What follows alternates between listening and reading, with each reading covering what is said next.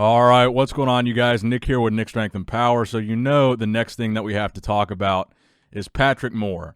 So Patrick Moore was one of my favorite bodybuilders going into this lineup. He's got one of my favorite physiques still in the IFBB today, even after this showing. So at prejudging, Patrick Moore did not make the first call out, meaning there's probably no chance he's even in the top 6. So that being said, let's talk about how Patrick looked at this prejudging at his first ever Arnold Classic. So he was in the second call out, and right now you're watching his individual routine. So even before he was in the call out, when he walked out for his first individual routine, I kind of knew right away he wasn't going to be in the top 6. And again, you guys know I'm a huge fan of Patrick, but I got to keep it real and keep it honest with whatever criticism that I give. So number one, when he first walked out for his individual routine, the first thing I noticed was his legs, and specifically the lack of separation and detail in his legs from the front. So as soon as he walked out and started hitting some of those front poses, you just weren't seeing those deep cuts and deep separation in his legs.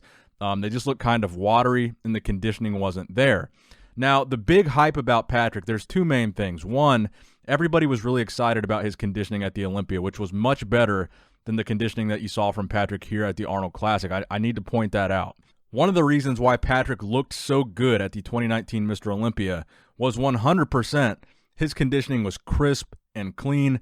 So even some of the lacking areas, like maybe his legs and his back, those are the two main criticisms that Patrick gets.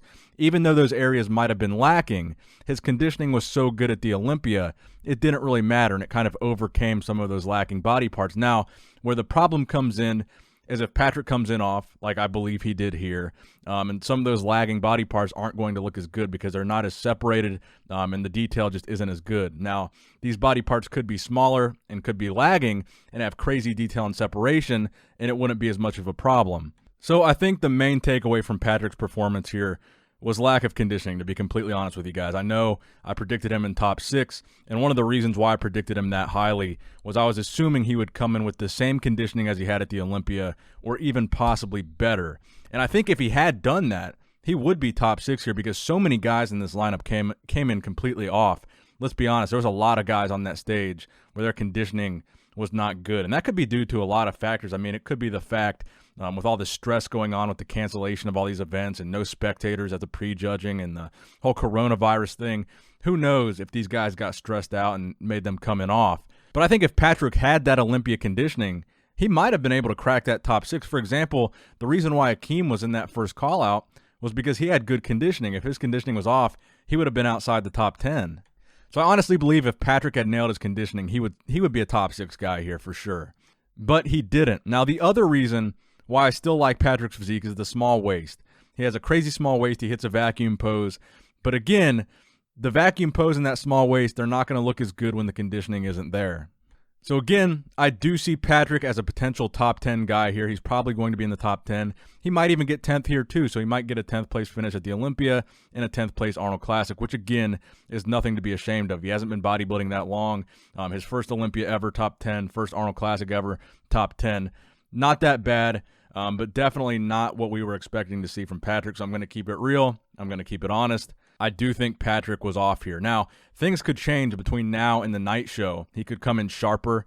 He could fix whatever the issue is. But overall, I think it was lack of separation and lack of detail that really was detrimental to Patrick not getting that first call out and being where he was placed in that second call out. So overall, I'm still definitely a fan of Patrick's physique. I don't think this was a structure problem. He did look a little bit small, to be honest with you guys, in the call-out.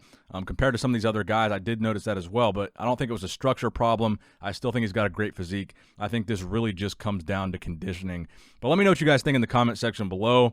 Give it a thumbs up if you enjoyed it. Subscribe to this channel if you have not subscribed already. I'll be posting a lot of Arnold Classic play-by-play today and tonight, so make sure you subscribe to my channel if you haven't. And as always, Nick Strength and Power, signing out.